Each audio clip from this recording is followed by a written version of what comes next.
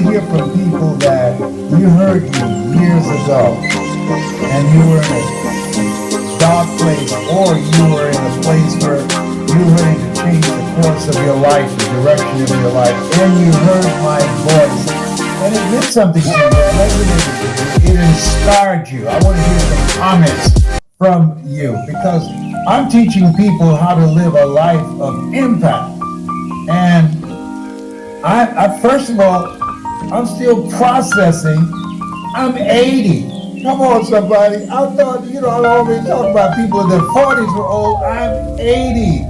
And so people talk about what my flowers while I'm still here. I want to read your comments, any of you, that at any point in time you went through some stuff and you heard my voice, that you got to be hungry. That as Willie Jolly says, setback is a setup for a comeback. Now, let me share with you why I'm doing this. It's a lot of craziness out here right now. A lot of stuff. I believe that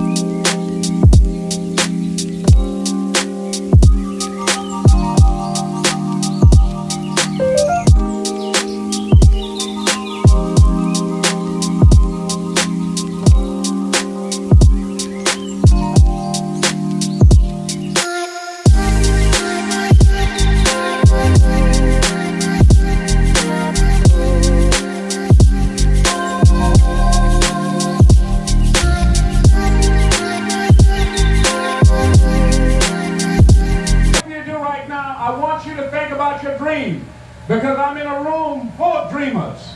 Think about your dream right now. Once you think about it and envision it. Now, ladies and gentlemen, let me share something with you. I do not believe that any of us have dreams that were not given to us for the purpose of accomplishing those particular dreams. And I want to share something with you that has changed my life. I started out, as was indicated by Jack, some very humble beginnings. I don't know what that dream is that you have. I don't care how far-fetched it might appear to be. I don't care how disappointing it might have been as you've been working toward that dream. But here's what I know. That dream that you're holding in your mind, that it's possible. Let's say that together, please. Say, it's possible. See, sometimes we can't say, I can do that. But what we can say, that it's possible that I can have my dream as we run toward it, as we work on it day in and day out. No one, ladies and gentlemen, could have convinced me when I started out just over 6 years ago, working on my dream. And I want you to think about whatever your dream is, because I was willing to take a chance. And most people won't do that. Most of the people that you talk to try and bring them into the business, these are not risk takers. Most people have done all that they're ever going to do. They raise a family, they earn a living, and then they die. But people who are running toward their dreams, life has a special kind of meaning. And here's what I will share with you. That in the process of working on your dreams, you are going to incur a lot of disappointment, a lot of failure, a lot of pain, a lot of setbacks, a lot of defeats. But in the process of doing that, you will discover some things about yourself that you don't know right now. What you will realize is that you have greatness within you. What you realize is that you're more powerful than you can ever begin to imagine. What you will realize is that you're greater than your circumstances, that you don't have to go through life being a victim. As Jack indicated, I was born in Miami, Florida, in an area called Liberty City, in an abandoned building on a hard linoleum floor with my twin brother. We were 6 weeks of age, we were adopted. When I was in 5th grade, I was identified as EMR, labeled educable, mentally retarded, put back from the 5th grade into the 4th grade, and stayed in that category until I got out of high school. I don't have any college training, but I met a high school teacher who one day changed my life. I was waiting on another student, and when he came in, he said to me, young man, go to the board and write what I'm about to tell you. And I said, I can't do that, sir. He said, why not? I said, I'm not one of your students. He said, it doesn't matter, follow my directions down. I said, I can't do that, sir. He said, why not? I said, because I'm educable, mentally retarded. And he came from behind his desk and he looked at me. He said, don't ever say that again. Someone's opinion of you does not have to become your reality.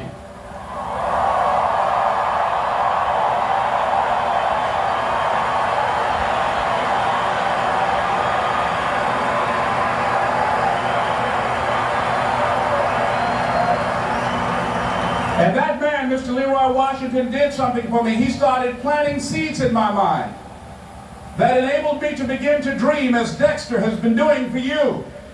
And ladies and gentlemen, I started working on my dream. And most people don't work on their dreams. Why? For many years I didn't. One is because of fear. The fear of failure. What if things don't work out? And the fear of success. What if they do and I can't handle it? The other thing is that most people, ladies and gentlemen, they get comfortable. They stop growing, they stop working on themselves, they stop stretching, they stop pushing themselves, and they end up becoming very cynical about life, and they throw in the towel on themselves and on their families and on their dreams.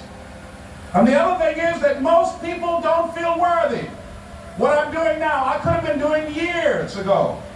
But because I did not have a college education, because I didn't believe in myself, because I allowed other people's opinion of me to control my destiny, I didn't act on my ideas.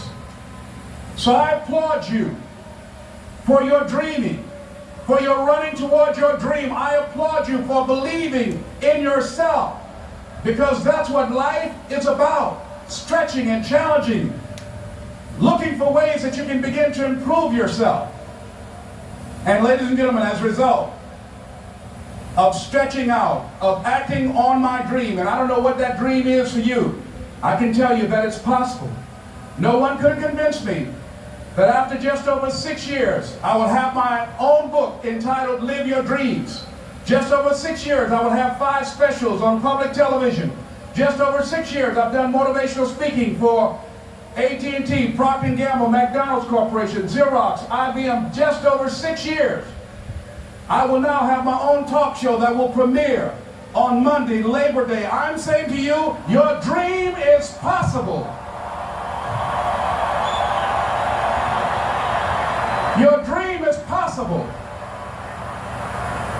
But not only is it important that you believe and begin to know that it's possible for you to live your dream as you run toward it, but I've done something that I want to share with you called Choosing Your Future. In fact, I've developed a set of tapes talking about how to begin to create your own reality by choosing your future.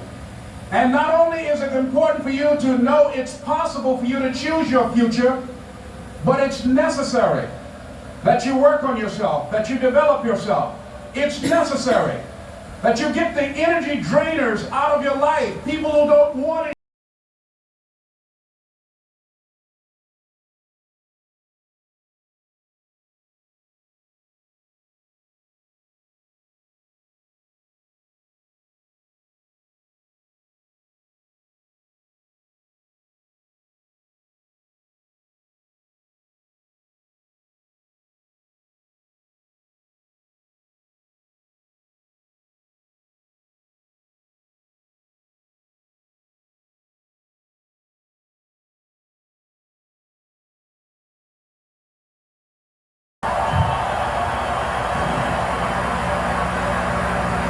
It's necessary to know that everybody won't see it, that everybody won't join you, that everybody won't have the vision. It's necessary to know that a lot of people like to complain, but they don't want to do anything about their situation. That you're an uncommon breed. You know, you have to know within yourself that I can do this. Even if no one else sees it for me, I must see it for myself. That's necessary. It's also, ladies and gentlemen, necessary that you be creative when you're working on your ideas. That you understand the importance of changing up, of readjusting your strategies. Many times we can have a great idea, but if you're not advancing it in the right way, and things don't happen, you become discouraged and think the idea doesn't work. No, that's not true. It's necessary that we become creative. I remember when I was in New York walking down the street, and a guy approached me and said, "Hey, mister, can I shine your shoes?" And I said, "No, I'm in a hurry, I don't have time." I kept walking. Someone else said, "Hey man, your shoes look funny. May I shine your shoes?" I said, "No, I don't have time, I'm sorry, I'm busy." And I was walking faster, and many people solicited me for my business. And then finally a young man stepped in front of me and he said, "Excuse me." And he started counting, 97, 98, 99, 100. He said, "Sir?" I said, "Yes." He said, "Come here, please." I said, "What is it?" He said, "Today is my birthday. And every year, just to thank God for another year of life, the 100th person who passes my shoe shine stand, I offer them a free shoe shine.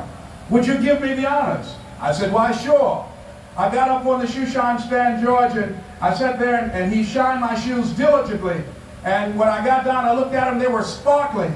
And I was walking away and I said, "Thank you." And I stopped, I said, "Excuse me, but how much do you usually charge?" He said, "Only $2. I said, "I tell you what, today's your birthday.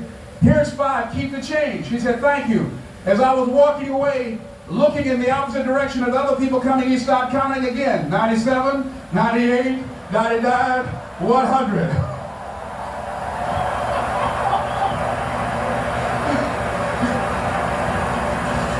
It's necessary that you be flexible, that you are always thinking of how can I improve this better. This is a customer-driven economy. It's necessary for you to always explore various ways in which you can improve the quality of service that you're providing for the people in your organization. I remember something a major company had talked about, the extra value service they were providing for their customers. And the lady who had the news conference summarized it this way. She said, "It's not our intention to satisfy our customers or to please our customers. Our intention is to amaze them." It's necessary, if you're going to compete today, that you look for ways to amaze your customers by being one of those individuals that keep your commitments, that keep your word, that's relentless.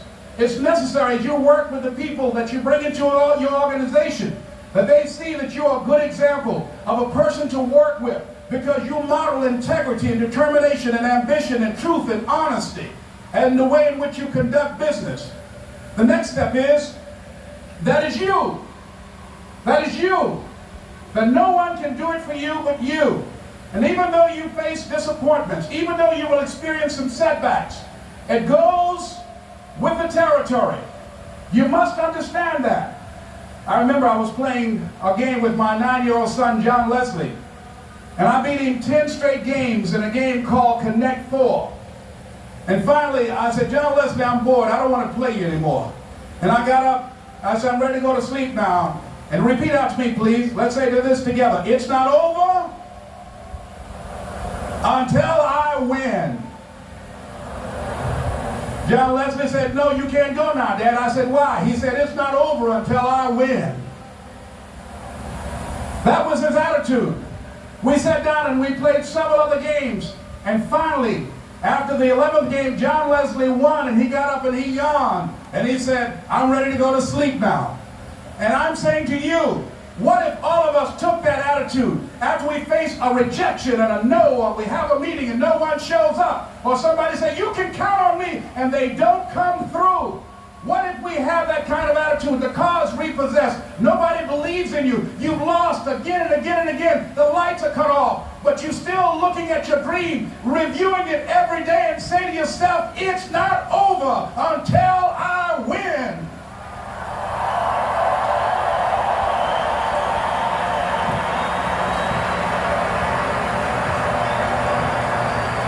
Life will yield to you.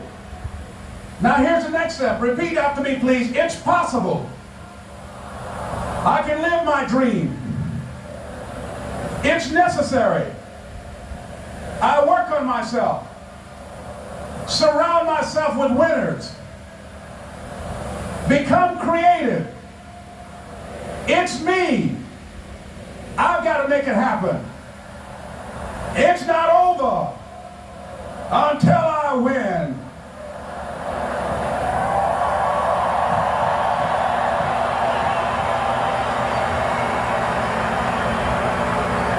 The next thing that's